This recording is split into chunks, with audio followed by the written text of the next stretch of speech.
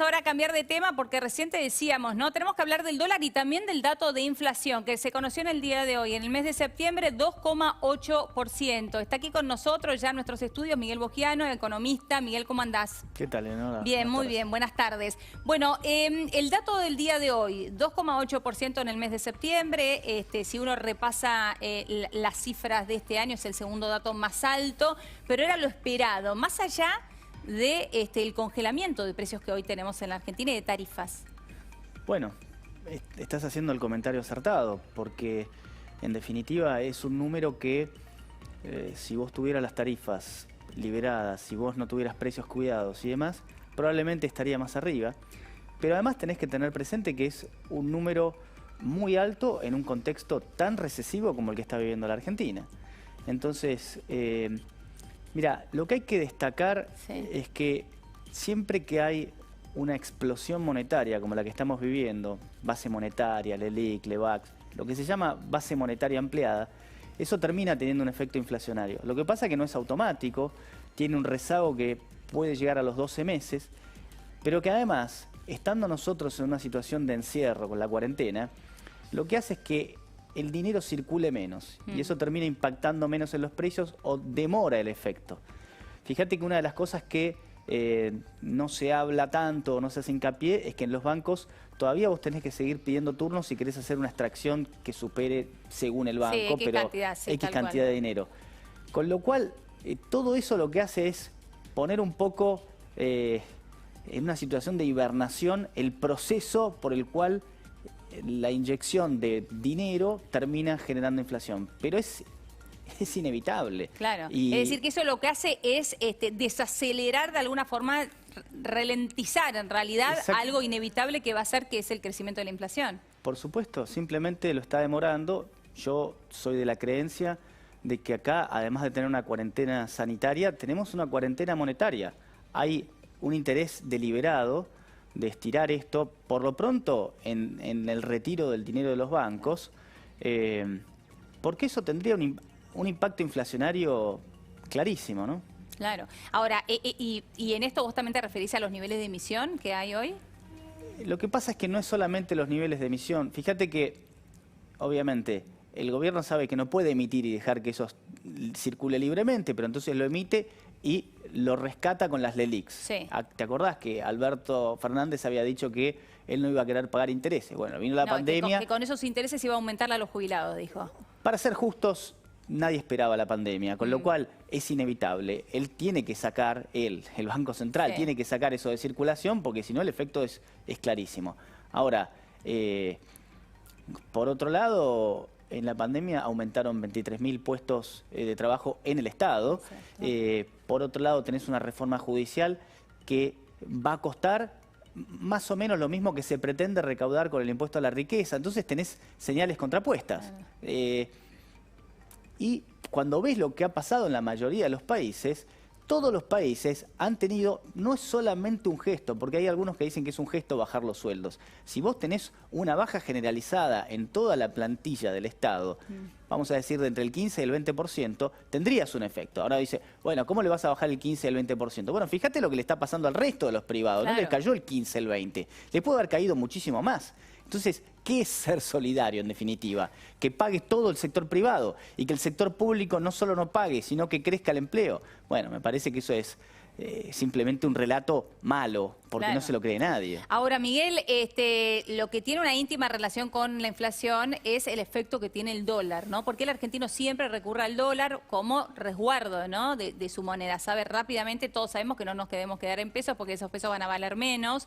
Y la verdad que hemos visto un impacto en el dólar blue la semana pasada muy fuerte. Hoy seguimos hablando de 167. ¿Qué podemos esperar del dólar? Bueno, pero vos lo dijiste muy bien.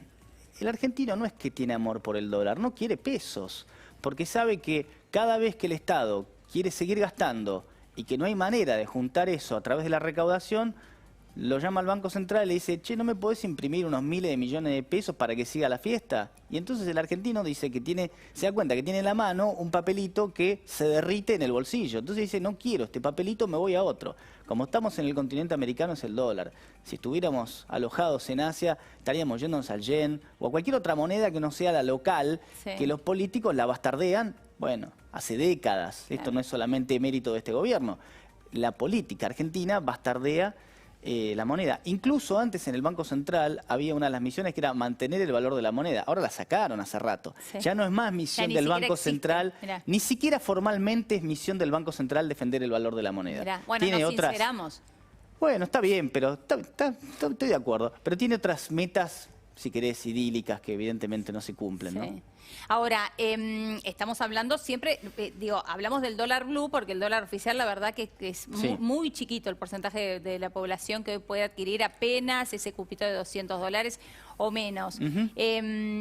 Si no hay un cambio en el gobierno, ¿no? Si no hay un plan económico o no hay un cambio en el gabinete, ¿qué podemos esperar con respecto a este número? Bueno, claramente la tendencia sigue siendo para arriba, pero déjame subrayar lo que acabas de decir. Si no hay un cambio, la pregunta es, ¿qué tipo de cambio podría desatar un cambio en el comportamiento de estas variables? Y el problema que te enfrentás es que tenés un gobierno que no tiene credibilidad. ¿Por qué? Porque para decirte algo bien concreto, el ministro de Economía dijo que no iban a endurecer el cepo, a las 48 horas lo estaban endureciendo.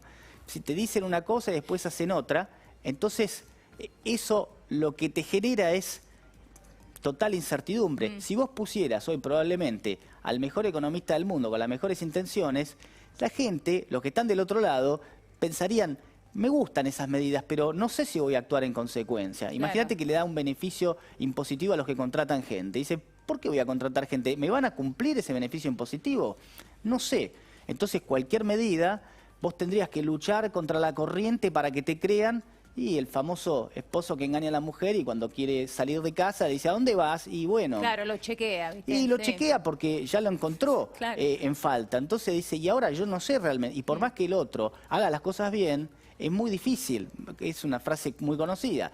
La confianza lleva años en construirse y se puede perder en un segundo. Bueno, el gobierno no tiene confianza. Recuperarla no es imposible, creo que es muy difícil y... No se me ocurre a la vista qué cosa tendría que hacer. Pero bueno, la política es el arte de lo posible, así que podrían inventar algo como para tener un shock de confianza. Yo lo veo muy difícil, pero bueno, no es imposible. Y teniendo en cuenta esto que vos recién marcabas, ¿cómo te cayó que hoy el presidente haya dicho jamás nos quedaríamos con los depósitos de la gente? Bueno, no sé si la palabra es sospechoso, pero... a uno le enciende algunas alarmas. En definitiva, es hablar del muerto que tenés escondido en el placar, porque el temor está. Ojo, porque el temor... Él habló de eso, ¿no? Para ser sincera, no dijo directamente jamás nos quedaremos con los depósitos de la gente, sino habló justamente de este temor, según él, infundado, de una posible devaluación y de quedarse con los depósitos de la gente. Infundado no es porque no hay reservas, ¿entendés? Entonces, o activan el swap con China, que me imagino que algo están pensando hacer, por eso habilitaron la operatoria del yuan en el ROFEX, o activan parte del swap con China para obtener dólares, o la tentación de hacer algo con los depósitos en dólares del sistema financiero va a ir creciendo. Pero no es ese no es solamente el problema. Después el problema también son los pesos, porque si en un determinado momento vos tenés una corrida de depósitos, ¿qué pasa si le permitís a la gente que saque los pesos libremente? ¿Cómo se te acelera la ida al dólar blue? Bueno, claro, normalmente, bueno, ahí también está la cosa. Entonces, en la práctica estás en una situación de símil corralito. ¿Por qué? Porque no podés retirar los pesos. Tenés que hacer un pedido que quizá le dan el mismo turno a 5 personas. Bueno, todo tipo de trucos para que la gente no retire el dinero del banco. Eso es sabido. Ahora, yo vuelvo a preguntarme si... no estamos ya en una instancia a partir de la cual con algún protocolo se puede agilizar el trámite en los bancos. Las máquinas para cargar billetes, viste que no anda ninguna porque se rompen todas, porque claro... Lo que pasa es que, claro, el de mayor si todo el mundo está metiendo los billetes para que los lea y tienen un desgaste. Pero tú estás y aparte el billete de mayor denominación es el de 1.000 pesos. Bueno, entonces si tenés que poner 30.000 pesos hace un rato, 30.000, hoy tampoco es gran cosa. Si tenés que hacer un pago más grande... estás ahí con los billetes que los cuentas, y esos son de 1000, si tenés de 500 ni Claro, hablemos, claro. los de 100 te quedás a vivir. Sí. Entonces, bueno, ¿qué pasa por eso? Si realmente no hubiera ningún tipo de temor, ¿por qué no ponen un protocolo para que se pueda utilizar los bancos, se pueda retirar pesos o dólares? Porque hoy tenés dólares en tu cuenta, están los dólares, fantástico, pero tenés que ir a buscarlos a otra sucursal. Es decir, todo tipo de trucos para postergar. Y, para ser justos, las reservas líquidas del Banco Central, Sí. bueno, ya están en cero o en negativo, casi utilizando... ¿Ya en cero o en Y negativo? claro, ya, pero es que no sube por nada el dólar blue, no sube por nada el contado con liquidación. Hoy no vi cuánto valía, ayer estaba en 156 el contado con liquidación. O sea, no es porque sí, no hay capricho. Por eso cuando Alberto Fernández dice es infundado, miren los números, el balance del Banco Central se publica y el que sabe dónde buscar sabe cuántos dólares le Claro. queda. Puede hacer una cuenta, puede errarle más o menos, ¿qué querés? 500 millones de dólares que le erre más o menos, pero sabés en dónde está. Claro. Y entonces, haciendo un cálculo no demasiado exagerado, uno puede pensar que están en cero o empiezan a estar en negativo. Claro. Además, no es que está estático, pierde todos los días. Y no tenés Bueno. un horizonte que se vayan a abultar, ¿no? Esas Bueno, reservas del Banco fíjate Central. que un eventual acuerdo con el Fondo Monetario creo que lo pospusieron para más adelante. Con lo cual, alguna posible luz de arreglo. Lo que pasa es que el Fondo Monetario tiene otro problema por sí, que se agarra la cabeza de la plata que le prestó Claro, Argentina y ahora pero dice, eso ¿cómo es- salgo de ahí? ¿Eso igualmente nos traería realmente tranquilidad? Porque digo, acordá, No, cuando probablemente no. se arregló la deuda, todos creíamos que bueno, que las cosas iban a ser distintas. Probablemente no, pero por lo menos tenés el señuelo. Ahora ni siquiera tenés el señuelo, ni Claro. siquiera tenés esa lucecita que te indique que algo puede cambiar, que yo creo que la probabilidad es bajísima, Sí. pero ni siquiera la tenés.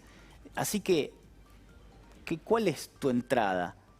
Explícame de qué manera van a entrar dólares y el único camino es hacia afuera. No, las Bueno, exportaciones del campo. las no exportaciones, más. pero ya se liquidó Sí. todo. O lo ¿qué lo van a poco que poner? ¿Un queda. arma en la cabeza para que liquiden? Sí, Bueno, con no esta sé. brecha imposible. Bueno, con la brecha que hay, además no es 75, el campo, según el cultivo, va a cobrar 50 pesos Sí. o menos. Sí, ¿no? porque hay que restarle las retenciones, tal cual. Exactamente. Ahora, Miguel, ¿ves como opción la dolarización de la economía? Pero eso es pensar que mágicamente se resuelven los problemas cambiando el peso por el dólar. Para llegar a una instancia de dolarización vos tenés que reacomodar un montón de variables para que tenga sentido. Y la realidad es que si las reacomodaste, uno se preguntaría, bueno, si ya las reacomodé, ¿para Claro. qué necesito al dólar? Pero definitivamente lo que hay que explicar es que no es una solución mágica. Probablemente podría tener sentido. La cuestión es que antes de estar en esa instancia, vos tenés que tener una convertibilidad fiscal o alguna regla fiscal que diga cómo vos vas a gastar, cómo van a gastar las provincias, cómo va a gastar el Estado Nacional, y para que se termine de una vez esto que pasa desde 1816, prácticamente sin escalas, que la regla es que siempre hay déficit. Claro. No es por nada Claro. que el argentino no quiere la moneda local y que va perdiendo valor. Hace 20 años con 100 pesos te comprabas 100 dólares, hoy te compras 50 centavos, Tal cual. 70 centavos. Y bueno, ya está. Pero no es magia, no es que no queremos no es que queremos al dólar, es que lo que tenemos en la mano no vale No lo nada. queremos, es eso, claramente. Miguel, un placer, muchísimas gracias por tu Muchas tiempo. gracias, Muchas Eleonora. gracias. Momento de pausa en PM y atención, porque a la vuelta, ¿qué pasó con los test del CONICET? ¿Por qué el gobierno decidió recurrir a otro laboratorio?